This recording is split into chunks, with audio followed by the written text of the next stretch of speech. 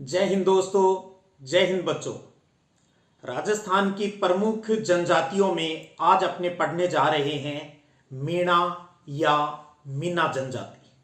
तो चलिए टॉपिक को शुरू करते हैं मीणा जनजाति को लेकर, और आप अच्छे से अपनी नोट्स बुक में इनको उतारते भी रहिएगा। तो जनजातियों की बात करें राजस्थान में, तो राजस्थान में जो जनजातियां पाई जाती है उनमें अगर जनसंख्या के हिसाब से बात करो, यानी जनसंख्या की दृष्टि से, तो जो मीणा जनजाति है वो प्रथम स्थान पर है। तो यानी जनसंख्या की दृष्टि से मीणा जनजाति है वो राजस्थान में सबसे ज्यादा पाई जाती है।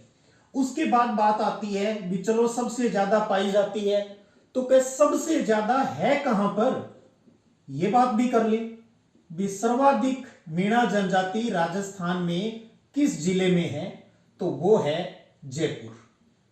तो सर्वाधिक मीणा जनजाति है वो किस डिस्ट्रिक्ट में है, जयपुर। वैसे तो पूरे राजस्थान में ही मीणा जनजाति आपको मिल जाएगी, लेकिन जयपुर के अलावा अगर मुख्य क्षेत्र की बात करूं भी कहां कहां है, तो जयपुर के जो आसपास वाला इलाका है, जैसे अन्य क्षेत्रों में जयपुर तो है ही अपना, जयपुर के बाद दौसा हो गया, टोंक हो गया, सवाई माधोपुर हो गया, करौली हो गया, अलवर, भरतपुर और उदयपुर में ये वो क्षेत्र है, वो डिस्ट्रिक्ट है जहां पर मीणा जनजाति का बाहुल्य है। जयपुर में सबसे ज्यादा है, जयपुर, दौसा, टोंक, सवाई माधोपुर, करौली, अलवर, भरतपुर में भी मीणा जनजाति आपको खूब मिल जाएगी। और जितनी भी जनजातियां हैं उन जनजातियों में सबसे ज्यादा जो पढ़ी लिखी है, यानी ये एक शिक्षित जनजाति है। मीणा जनजाति है वो सभी जनजातियों में सबसे ज्यादा पढ़ी लिखी और आर्थिक रूप से भी बड़ी समृद्ध है। इनकी मीणाओं की अगर मैं इतिहास की अगर बात करूं तो आपको बताना चाहूंगा, आपने आमेर का नाम सुना है। अलवर, भरतपुर और जयपुर के आसपास वाला जो इलाका है इन पर पहले मीणाओं का ही अधिकार था, इसलिए जो ये क्षेत्र है अलवर भरतपुर वाला जो क्षेत्र है पहले मत्स्य प्रदेश के नाम से जाना जाता था। और आमेर पर जब आपको पता है, अगर हम इतिहास की बात करें तो कछवाहा वंश का राज रहा है, और कछवाहा वंश के राज से पहले आमेर के ऊपर मीणाओं का ही अधिकार था। और कछवाहा वंश का राजा हुआ दुले राय, उसने मीणाओं को पराजित करके आमेर पर अधिकार किया था। और आजादी से पहले तक तो ये बातें चलती थी भी जो आमेर के कछवाहा राजाओं का जब राज तिलक होता था तो जो मीणा जनजाति का जो सरदार होता था वही राज तिलक करता था उनका। तो ये इनकी ऐतिहासिक बात है। तो अब बात आती है इस मीणा शब्द पर, बात कर लेते हैं अपने मीणा शब्द। ये इस शब्द की जो उत्पत्ति हुई है वो संस्कृत भाषा का एक शब्द है मीन, इससे हुई है। संस्कृत भाषा का शब्द है ये मीन। तो मीणा या मीना शब्द की जो उत्पत्ति है वो संस्कृत भाषा के शब्द मीन से हुई है। और इस मीन का जो शाब्दिक अर्थ है वो होता है मछली, जिसे हम मत्स्य भी कहते हैं, मछली या मत्स्य। तो मीणा या मीना शब्द की जो उत्पत्ति है वो संस्कृत भाषा के शब्द मीन से मानी जाती है, और मीन का शाब्दिक अर्थ होता है मछली या मत्स्य। तो अब आप समझ गए होंगे, जो मैंने अभी एक बात कही थी भी अलवर भरतपुर वाला जो क्षेत्र है मीणा बाहुल्य होने के कारण उसे मत्स्य प्रदेश कहा जाता था। अब एक इनके गुरु हुए हैं मीणा जनजाति के, जिनका नाम है मुनि मगन सागर। मुनि मगन सागर, जिन्हें मीणा जाति के लोग अपना गुरु मानते हैं। मुनि मगन सागर ने एक ग्रंथ लिखा था और जिसका नाम है मत्स्य पुराण। मत्स्य पुराण या मीणा पुराण भी कहते चाहिए, मत्स्य पुराण। तो ध्यान दीजिए, मीणा जनजाति के गुरु हैं मुनि मगन सागर, जिन्होंने एक ग्रंथ लिखा, एक किताब लिखी जिसका नाम है मत्स्य पुराण। इस मत्स्य पुराण के हिसाब से अगर बात करूं तो कहा गया है जो मीणा जाति है ये भगवान विष्णु के अवतार हैं। भगवान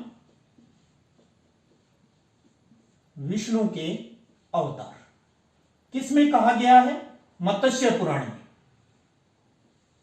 भगवान विष्णु के अवतार यानी हम कह दें मत्स्य अवतार है,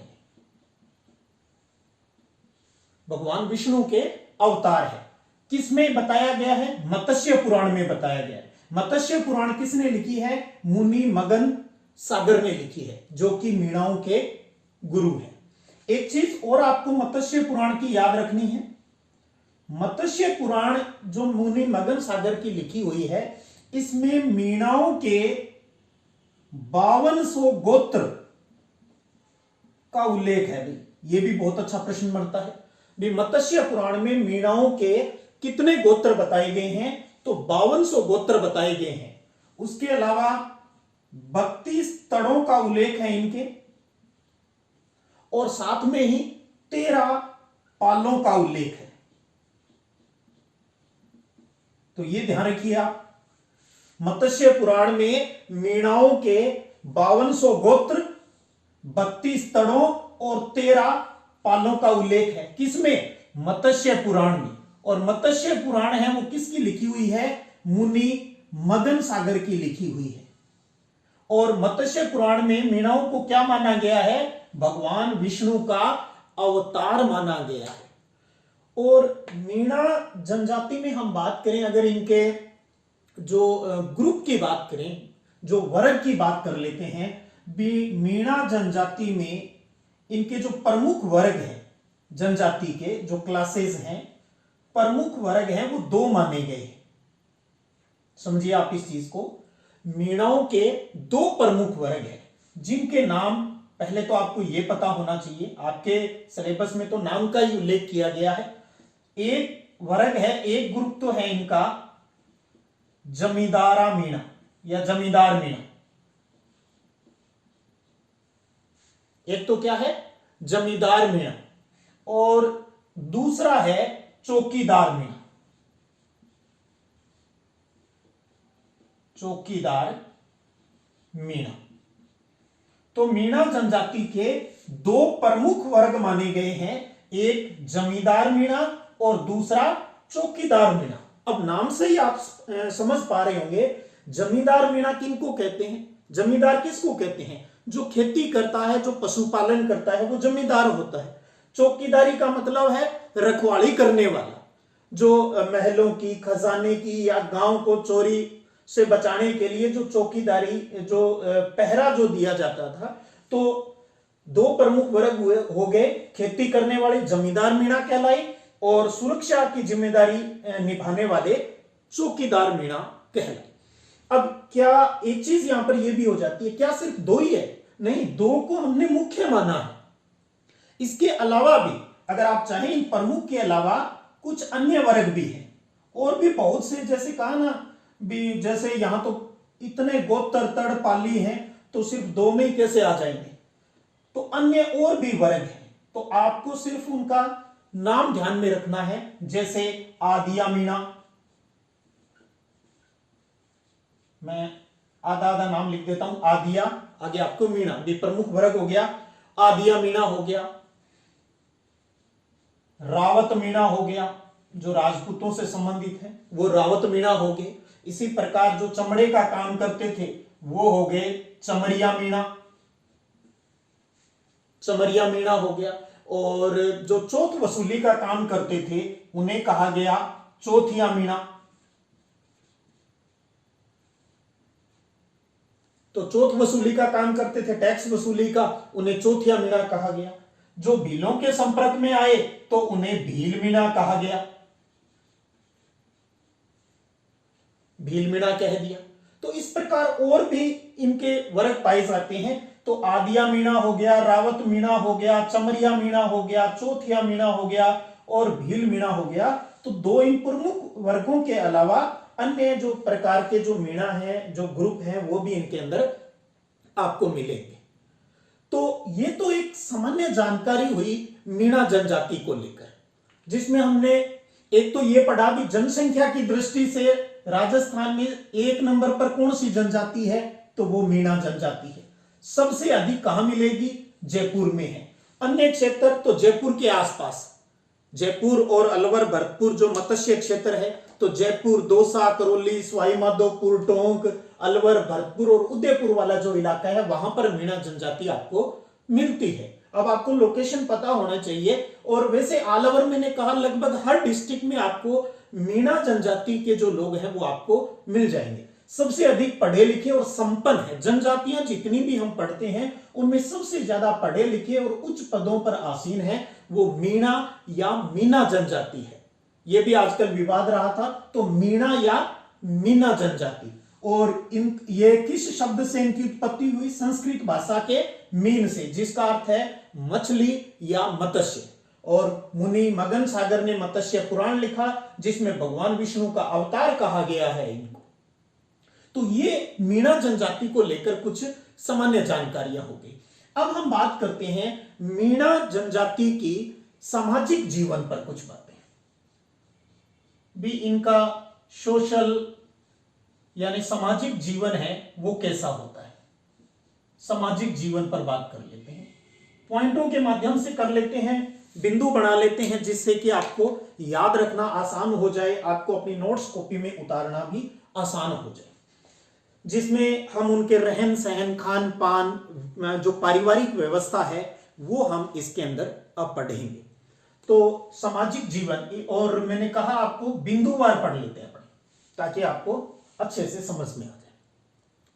पहली बात करते हैं सामाजिक जीवन से संबंधित मीणा जनजाति के। इनके अंदर जो विवाह संबंध होते हैं और जो नातेदारी होती है, यानी जो नजदीक का जो रिश्तेदार होता है, सगा सगी जो भी इस प्रकार के ननिहाल पक्ष वाले जो भी, और जो इनके रक्त संबंध, ब्लड रिलेशन, यानी खुद का जो परिवार होता है, इनको ये सबसे ज्यादा महत्व देते हैं। तो सामाजिक जीवन की इनकी ये बड़ी खासियत है। एक तो ये अभी बताया आपको विवाह संबंधों को, दूसरा नातेदारी, और रक्त संबंध, ब्लड रिलेशन। रक्त जो संबंध यानी ब्लड रिलेशन जिसके साथ होता है, इनको अधिक इंपॉर्टेंस देते हैं,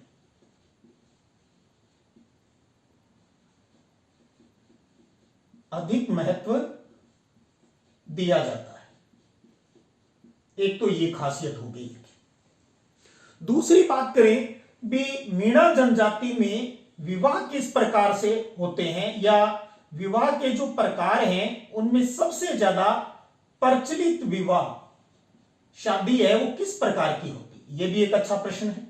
मीणा जनजाति में दो प्रकार की जो शादियां हैं वो ज्यादा प्रचलित हैं, जिसमें मैं नाम लिखना चाहूं तो एक तो हो गया ब्रह्म विवाह, और दूसरा जो इनका विवाह होता है प्रकार वो होता है गंधर्व विवाह। तो दो प्रकार के जो मैरिज है वो इनके अंदर प्रचलित है, एक तो ब्रह्म यानी देव विवाह और दूसरा गंधर्व विवाह। आपको यहां तो नाम ही ध्यान में रखना है, लेकिन मैं बता दूं भी ये क्या चीज होती है। ब्रह्म या जो देव विवाह है वो आजकल जो अपनी शादियां होती है ना, अरेंज मैरिज जिसको कहते हैं, भी परिवार के बड़े लोग जाते हैं लड़के लड़की को देखने और फिर रिश्ता तय कर दिया जाता है। तो जो आज के टाइम में हम जिस अरेंज मैरिज की जो बात करते हैं वो है ब्रह्म विवाह, जो कहा जाता है विवाह का सबसे अच्छा प्रकार माना जाता है, भी कहते हैं सबसे बढ़िया तरीका यही होता है। क्यों? क्योंकि ब्रह्म विवाह में आपने देखा होगा शादी के टाइम एक रस्म होती है कन्यादान वाली, तो कन्या का दान करना वो ब्रह्म विवाह कहलाता है। यानी आप सीधा अपनी भाषा में समझे तो जो अरेंज मैरिज होती है वो ब्रह्म विवाह है। तो मीणा जनजाति मोस्टली अपने जो सामान्य जो हिंदू धर्म के अंदर जो रीति रिवाज है ज्यादातर उन्हीं को फॉलो करते हैं। और दूसरा है गंधर्व विवाह। लो भाई, इसका जस्ट उल्टा हो गया। आजकल हम जिसको वो कहते हैं ना, कौन सा विवाह, जो माँ बाप की अनुमति के बिना होता है, माँ बाप की बिना सहमति के जो विवाह होता है, वो लव मैरिज। तो आप ये समझिए, आज का जो आधुनिक प्रेम विवाह है वो उस टाइम में गंधर्व विवाह के नाम से जाना जाता था, जिसमें उनकी परमिशन नहीं होती थी बड़ों की। लेकिन हाँ भी लड़का और लड़की आपस में सहमति से फिर फेरे वाला ही रस्म जरूर करते थे और फिर घर पे आके सूचना दे देते थे। लेकिन इनके अंदर ये चीज जरूर था भी, अगर इस प्रकार से विवाह कर लिया है तो घर वाले मना नहीं कर सकते थे। आज की तो कहानी अलग है। तो मीणाओं में दो प्रकार के विवाह है वो प्रचलित है, एक ब्रह्म विवाह और दूसरा गंधर्व विवाह। आगे बढ़ते हैं और इनके अंदर क्या क्या सामाजिक व्यवस्था है। एक बड़ी कुप्रथा भी है जो अपने समाज सब में मिल जाएगी आपको थोड़ी बहुत, हालांकि जैसे जैसे एजुकेशन आ रही है लोग समझ भी रहे हैं, और वो है बाल विवाह प्रथा, यानी कम उम्र में ही शादी कर दी जाती है। तो बाल विवाह जो प्रथा है वो प्रचलित है।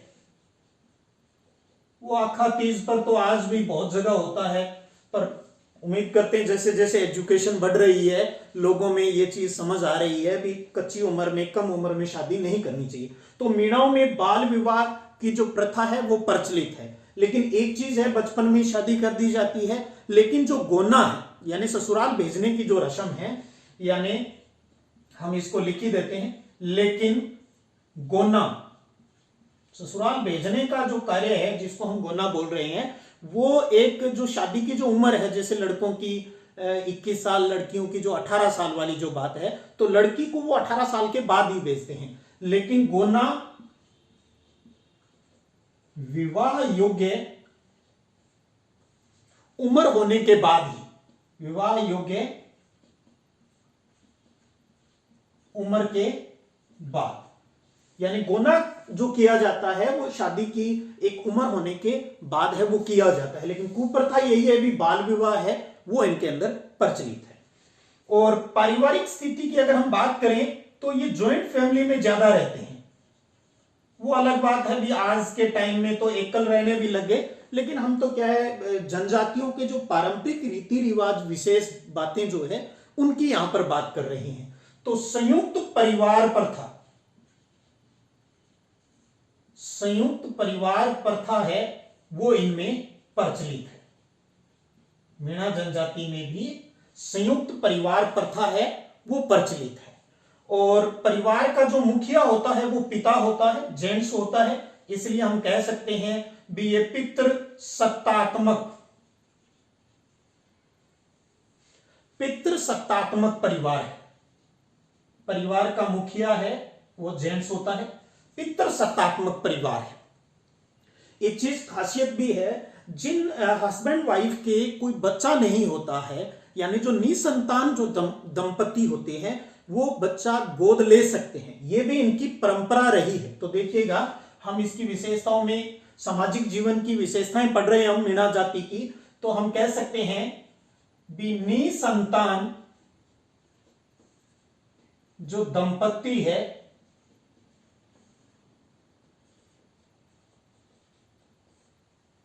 बच्चा गोद ले सकते हैं, बच्चा गोद ले सकते हैं, ये भी इनकी बहुत अच्छी एक परंपरा है। तो अब तक हमने कुछ 5-6 पॉइंट पढ़े हैं, एक बार रिवाइज कर लें, और साथ में मैं चाहूं ये चीज आपने नोट कर ली होगी, तो इसको मैं थोड़ा यहां से मिटा देता हूं।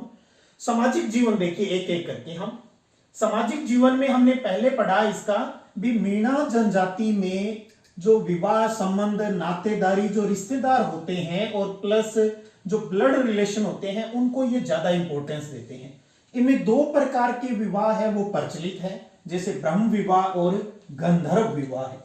बाल विवाह जैसी कुप्रथा इनके अंदर भी मिलती है, लेकिन गोना ये तभी करते हैं जब शादी की एक उम्र है वो हो जाती है। संयुक्त परिवार प्रथा मिलती है, पितृ सत्तात्मक परिवार होता है, ये निसंतान दंपति को बच्चा गोद लेने का अधिकार है, वो इसके समाज के अंदर रहा है। अब बात करें एक सामाजिक कंट्रोल की बात कर लेते हैं। समाज में भी, समाज है बहुत बड़ा है, तो उस चीज पर कंट्रोलिंग बॉडी कौन होती है? तो ये समझिए आप चीज, सामाजिक नियंत्रण पर, सामाजिक जीवन में सामाजिक नियंत्रण, सोशल कंट्रोल बॉडी पंचायत होती है। तो सामाजिक नियंत्रण में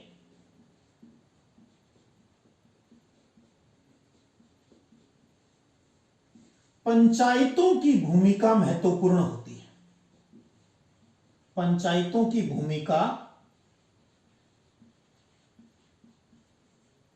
महत्वपूर्ण होती है, इंपॉर्टेंट। पंचायत का बहुत बड़ा खेल होता है। और बताया जाता है भी मीणा जनजाति की जो पंचायत होती है, उस पंचायत का जो मुखिया होता है उसको पटेल कहा जाता है। मीणाओं की पंचायत के मुखिया को पटेल कहा जाता है। ये जो पंचायत है, जो इसकी अगर हम बात करें इस पंचायत की, चलो यहीं से भी ये हमने कहा भी पंचायत का जो रोल है वो बहुत महत्वपूर्ण होता है। इस पंचायत के जो लेवल हैं वो 4 हैं भाई, ये भी आप समझिए। पंचायतें हैं ये 4 स्टेज पर काम करती है। इसका मतलब छोटी, उससे बड़ी और सबसे बड़ी। तो वो 4 लेवल क्या हैं उनको भी समझ लेते हैं भाई। एक जगह बात नहीं सलटे तो दूसरी पंचायत में चलो, उससे थोड़े ज्यादा बड़ों के पास चलो। तो इसमें पहली तो आती है गांव के अंदर जो बनती है, जिसको हम कहते हैं ग्राम पंचायत। ये चुनाव वाली बात नहीं कर रहे हम, इनके समाज की बात कर रहे हैं। पहली हो गई ग्राम पंचायत, दूसरी हो गई फिर उस गोत्र के सभी आस पड़ोस वाले, जिसको हम कहेंगे गोत्र पंचायत होगी। तीसरा आता है फिर ज्यादा एरिया की, जिसको हमने कह दिया क्षेत्रीय पंचायत।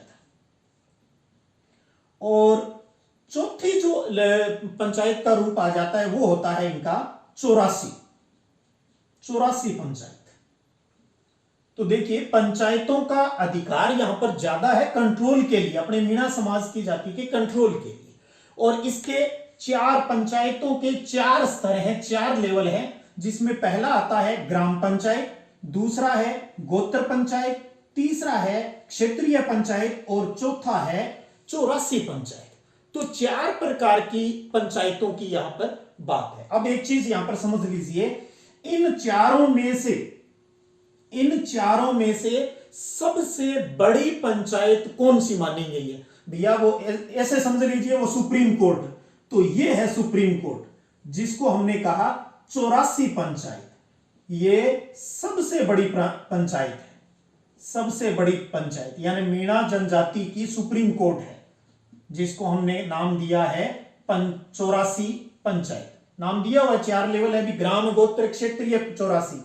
और इनकी सबसे बड़ी जो सुप्रीम कोर्ट है, एक तरीके से सबसे बड़ी पंचायत, जो पंचायत या पंचायती करने वाले हो गए भी, सबसे बड़ी जो पंचायत है वो कौन सी है? 84 पंचायत है।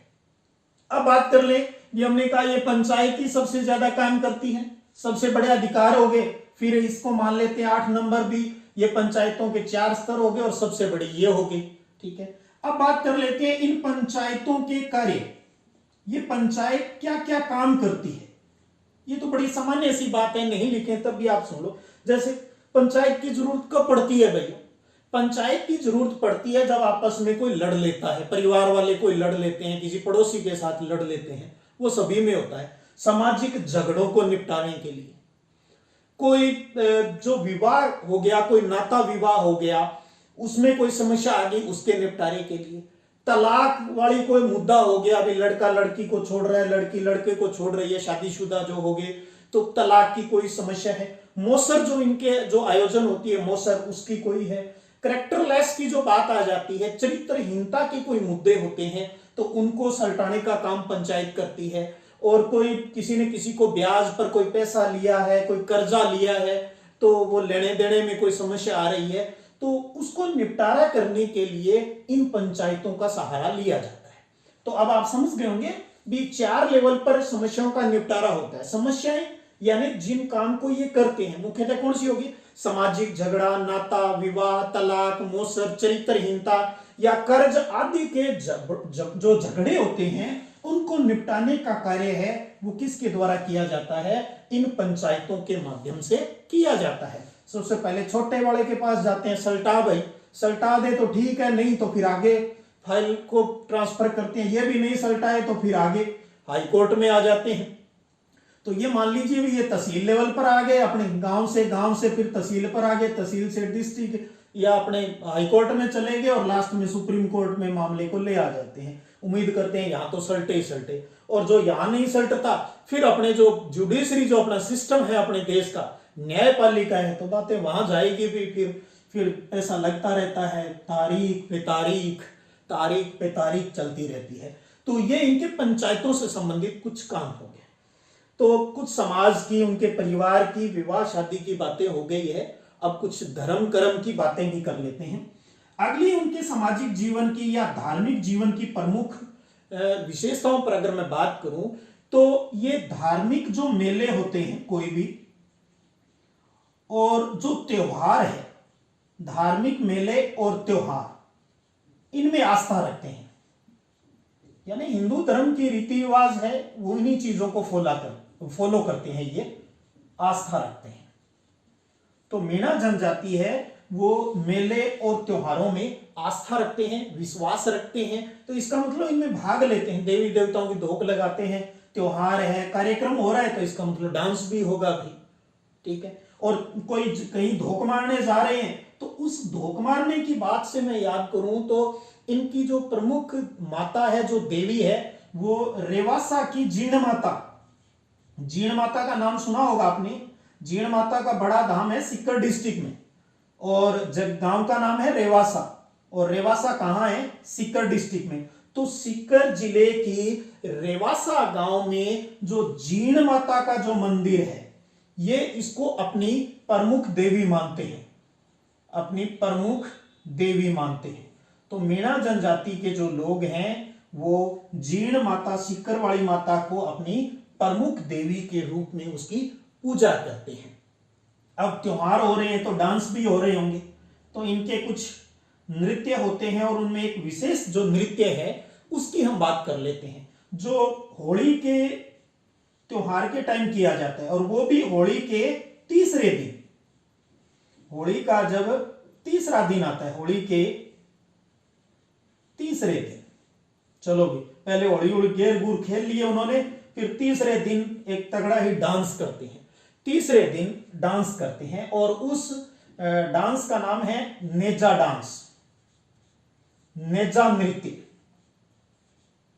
और ज्यादातर ये जो होली के तीसरे दिन जो ये नेजा नृत्य करते हैं, हम एक बात पहले ये कर लेते हैं भी ये मुख्यतः कहां इसका आयोजन किया जाता है। तो एक तो है खेरवाड़ा, उदयपुर, खेरवाड़ा और डूंगरपुर में। खेरवाड़ा और डूंगरपुर के अंदर होली के तीसरे दिन मीणा जनजाति के लोग नेजा नृत्य करते हैं। कौन सा डांस करते हैं? ये नेजा नृत्य करते हैं। हालांकि भील लोग भी इनके साथ करते हैं वहां पर, क्योंकि उस साइड में भील भी है, तो मिलकर ये नेजा नृत्य करते हैं। अब इसमें क्या होता है, होली के तीसरे दिन ग्राउंड में इकट्ठे होकर एक लठ रोक देते हैं और उस लठ के ऊपर नारियल बांध देते हैं। भैया ये लठ रोक दिया ग्राउंड में और नारियल लगा दिया, और जो महिलाएं होती हैं इस समाज की वो इस लठ के घेरे में खड़ी हो जाती हैं और जेंट्स को कहती हैं आ जाओ और इस नारियल को उतारो, और साथ में ये डांस करते रहते हैं। जब तोड़ने के लिए आते हैं तो वही जैसे हम छोटे थे तो एक गेम खेलते थे, एक बॉल बना के कपड़े की और एक दूसरे को मारने की, जिसको हम मारदड़ी बोलते थे। तो वही बात है, ये लठ लेके महिलाएं डांस करती जाती है, वो नारियल को लेने के लिए आते हैं। जैसे होता है ना वो जन्माष्टमी के ऊपर मटकी तोड़ने वाला, तो यहाँ वहां तो लठ नहीं पड़ते, यहाँ लठ पड़ते हैं। तो ये महिलाएं डांस करती है, जो पुरुष आता है इस नारियल को तोड़ने के लिए, उतारने के लिए, तो उस टाइम ये लठ भी मारते हैं साथ में। तो ऐसा कुछ इस प्रकार का सा सुना है भी डांस होता है, नेजा नृत्य। तो होली के तीसरे दिन खेरवाड़ा और डूंगरपुर में है वो मीणा जनजाति के लोग भी वहां होते हैं, तो आ जाते हैं साथ में मिलकर ये नेजा नृत्य है वो करते हैं।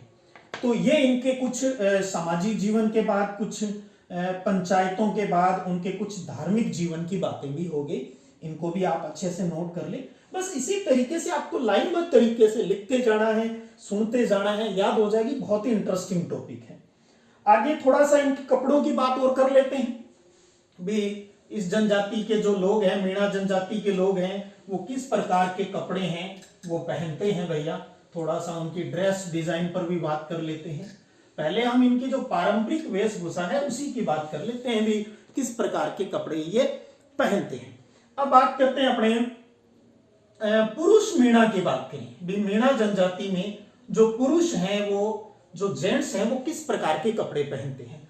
तो ये सामान्यतः जो धोती पहनते हैं, कमीज पहनते हैं और सिर पर साफा बांधते हैं। तो देखिए पुरुष मीणा है वो धोती पहनते हैं, कमीज पहनते हैं और सिर के ऊपर है वो कहते हैं ना जो साफा है वो बांधते हैं। अब बात करें मीणा जनजाति की महिलाओं की ड्रेस के ऊपर बात कर लेते हैं। तो ये घाघरा पहनती है, ये कांचली पहनती है और आभूषण तो पहने ही पहने नहीं, उसकी तो कोई बड़ी बात ही नहीं है, और ओढ़नी पहनती है। आभूषण तो कौन छोड़ता है, महिलाओं की सबसे बड़ी कमजोरी ही आभूषण है। अपने कहते हैं ना अर्थ, अपने घर की अर्थव्यवस्था के अनुसार चांदी वाली है तो चांदी, सोने वाली अर्थव्यवस्था है अपने पास, इतना जुगाड़ है तो सोने की आभूषण वगैरह तो पहनते ही हैं। तो थोड़ा सा इनकी वस्त्रों की बात करें तो धोती कमीज साफा पुरुष पहनते हैं, महिला घाघरा कांचली ओढ़नी है वो ये पहनती है। अब बात ये आती है, अब ये तो उनकी पारंपरिक वेशभूषा होगी। आधुनिकता की अगर हम बात करें, आज आधुनिक समाज के संपर्क में आने के साथ साथ ये जो जींस है, पैंट है और महिलाएं हैं वो साड़ी वगैरह ये सारी चीजें भी पहनने लग गई है। तो आधुनिक समाज में हम जो बातें सुन रखी है भी, जो ड्रेसिंग सेंस अपना है, तो वो ये भी आजकल इन्होंने भी इस्तेमाल कर लिया है। मैंने शुरू में ही आपको बताया था एक बात है भी, मीणा या जो मीणा जनजाति है वो सभी जनजातियों में पढ़ी लिखी है, संपन्न है। तो आज जो आधुनिक समाज का इनके ऊपर काफी प्रभाव है, वो बात भी आप इस प्रकार की लाइनें भी इस प्रकार के उत्तर में लिख सकते हो। और एक चीज यहां मैं बात करूं, चाहे ये पुरुष मीणाओं की बात करूं चाहे मैं महिला मीणाओं की बात करूं, इन दोनों को ही टैटू बनाने का बड़ा शौक है। ठीक है, तो जिसको हम कहते हैं टैटू को क्या कहते हैं, गोदना गुदवाना। और परीक्षा में कहीं ये नाम नहीं आए ना तो आप टैटू लिख देना चाहिए, गोदना गुदवाना वो सही होता है, ये मत सोच लेना भी ये शब्द गलत है। तो यानी पुरुष मीणा और महिला मीणा दोनों को ही टैटू बनाने का शौक है। और सुना तो मैंने यहां तक है भी, महिलाएं हैं वो ज्यादातर पुरुष का नाम ही वो टैटू के रूप में खुदवाती थी उस टाइम, चलो जैसा भी है। तो पुरुष और महिला जो मीणा जनजाति की है वो गोदना गुदवाने की भी इनको काफी पसंद है, यानी टैटू बनाना इन्हें पसंद है।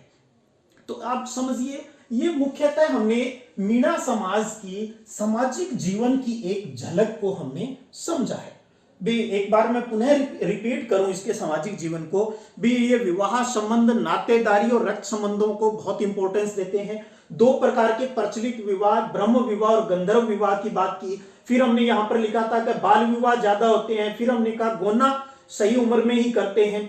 और जो शुभ परिवार प्रथा है वो इनके अंदर पाई जाती है। परिवार है वो पितृसत्तात्मक होता है और जिस दंपति के पति पत्नी के कोई संतान नहीं होती वो गोद ले सकते हैं, ये बातें की। फिर पंचायतों की बात की भी, सोशल कंट्रोलिंग है वो पंचायत के माध्यम से ज्यादा करते हैं। 4 प्रकार की, ग्राम, गोत्र, क्षेत्रीय, 84 है, सबसे बड़ी पंचायत है वो 84 है। ये इनके जो आपसी झगड़े होते हैं, तलाक का, शादी का, चरित्रहीनता का, मोसर का, जो भी है उनको ये सल्टा देते हैं। मेले और त्योहार में ये बहुत आस्था रखते हैं। जीण माता इनकी प्रमुख देवी है। होली के तीसरे दिन खेरवाड़ा और डूंगरपुर में ये नेजा नृत्य है वो करते हैं। पुरुष महिला धोती कमीज घाघरा कांचली ये महिलाएं पहनती है और इनको टैटू बनाना बड़ा ही अच्छा लगता है, पसंद है। अब बात करते हैं सामाजिक जीवन के बाद मीणा जनजाति की अर्थव्यवस्था पर बात कर लेते हैं। मीणा जनजाति की अर्थव्यवस्था कैसी है, तो यानी मूलतः ये क्या क्या काम है वो करते हैं। एक चीज तो आप समझिए, हमने शुरू में एक बात कही, मीणा जनजाति में 2 प्रमुख वर्ग है, जमींदारा और चौकीदारा।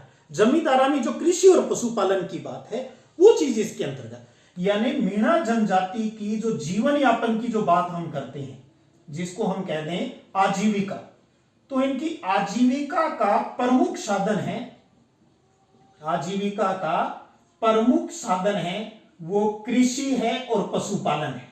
आजीविका का प्रमुख साधन कृषि व पशुपालन है। आपको एक तो ये पहली लाइन ये बतानी है इसके अंतर्गत जब आपसे मीणा जनजाति की अर्थव्यवस्था की बात आती है। और इसके अलावा ये जो कृषि करते हैं ना, तो जो कहते हैं ना बंटाई पर देना भी, तो 3 हिस्सा 4 हिस्से 5 हिस्से पर जो जमीन आगे, जैसे हमारी साइड में वो तीजिया चौथिया पांचिया बोलते हैं भी, तीसरा हिस्सा चौथे हिस्सा पांचवा हिस्सा, जिसको हम कहते हैं बंटाईधारी जो कृषि व्यवस्था है वो भी इसके अंतर्गत चलती है। बंटाईधारी कृषि व्यवस्था का प्रचलन होता है इसमें, कृषि व्यवस्था का जो प्रचलन है वो इनके अंदर देखने को मिलता है यहां पर। और अब एक चीज आपको मैंने पहले ही बता दिया, जनजातियों में सबसे ज्यादा पढ़ी लिखी है, तो यानी जैसे जैसे इनमें शिक्षा का प्रसार हुआ तो पढ़े लिखे हो गए अच्छे, तो शिक्षा के प्रसार से ये आज अच्छी नौकरियों पर है, यानी अच्छे प्रशासनिक पोस्ट है, यानी हर विभाग में आपको मीणा जनजाति के लोग हैं वो उच्च पदों पर मिल जाएंगे। तो आप इसमें यहां लिख सकते हो कि शिक्षा का प्रसार होने से मीणा जनजाति के लोग सभी विभागों के उच्च पदों पर आसीन हैं। इसकी वजह से हो पाया, इन्होंने एजुकेशन ली है। जनजातियों में सबसे ज्यादा पढ़ी लिखी जनजाति है, इन्हें समझ आ गई बहुत जल्दी। दूसरी जनजातियों को अभी भी थोड़ा टाइम लग रहा है। तो एसटी जो शेड्यूल्ड ट्राइब्स की जितनी जनजाति है उसमें सबसे ज्यादा अगर समझ विकसित हुई तो वो मीणा जनजाति में हुई। इसलिए आपको हर उच्च पद के ऊपर मीणा जनजाति के लोग मिल जाएंगे जो अपनी मेहनत और काबिलियत से वहां पर पहुंचे हैं। दूसरा एक चीज का इनका फायदा और है, वो चीज भी हम, ये तो जिन्होंने पढ़ के कुछ किया है उनकी बात हमने कर ली। एक आपको पता है हमारे भारतीय संविधान के अंदर जो सिस्टम चल रहा है उसमें रिजर्वेशन की बातें आती है, जो एक कभी कभी विवाद का विषय भी बनता रहता है। जब चुनाव आते हैं तब ज्यादा हो जाता है। चलो यहां तो अपने को तो अपना टॉपिक समझना है। एक आपको पता है एसटी जनजाति को आरक्षण की व्यवस्था है, रिजर्वेशन मिलता है। जैसे एससी एसटी ओबीसी सबको एक रिजर्वेशन की एक व्यवस्था है। तो एक तो जनजातियों में आरक्षण की व्यवस्था है, तो उस आरक्षण का सबसे अधिक अगर फायदा अगर किसी जनजाति को मिला है तो वो एसटी के अंदर वो मीणाओं को मिला है, क्योंकि ये पढ़े लिखे हो गए। जब परिवार में कहते हैं ना एक अच्छी जगह लग गया तो उनमें समझ विकसित होगी, बच्चों को अच्छा पढ़ाया और बाद में अपनी मेहनत और साथ में एक रिजर्वेशन का फायदा भी उनको मिल गया। तो इस रिजर्वेशन के कारण भी एक जिसको भी मिलता है रिजर्वेशन, चाहे सिर्फ एसटी को ही क्यों, किसी भी जनजाति को या किसी भी अन्य जाति विशेष की अगर बात कर लेता हूं उनको भी, तो इस रिजर्वेशन के कारण भी वो सरकारी सेवाओं में है वो चयनित हो जाते हैं। ठीक है, तो इन सब की शिक्षा के प्रसार और आरक्षण की व्यवस्था के कारण क्या हुआ, इन जनजातियों की या इस जनजाति की मैं बात करूं तो उनका जो सामाजिक और जो आर्थिक स्थिति है वो दूसरे समुदायों से तुलनात्मक रूप से बहुत सुदृढ़ होगी। तो ये इनकी अर्थव्यवस्था में ये बातें आती है भी किस प्रकार से इनकी अर्थव्यवस्था है। अब आप समझ गए होंगे, हमने आज राजस्थान की जनजातियों में मीणा जनजाति को समझा है भी किस प्रकार से उनके भी राजस्थान की जनसंख्या की दृष्टि से सबसे बड़ी जनजाति है, किस तरीके से क्या इनके वर्ग है, उन चीजों को हमने समझा। उनके गुरुओं के नाम, धार्मिक रीति रिवाज, सामाजिक जीवन के साथ साथ उनकी अर्थव्यवस्थाओं को हमने समझा है। उम्मीद करता हूं आप लाभान्वित हुए होंगे। तो आप इन्हें अच्छे से नोट्स रूप में उतार लीजिए और अगले वीडियो सेशन में फिर अगले टॉपिक को लेकर फिर हाजिर रहेंगे। तब तक जय हिंद, जय भारत।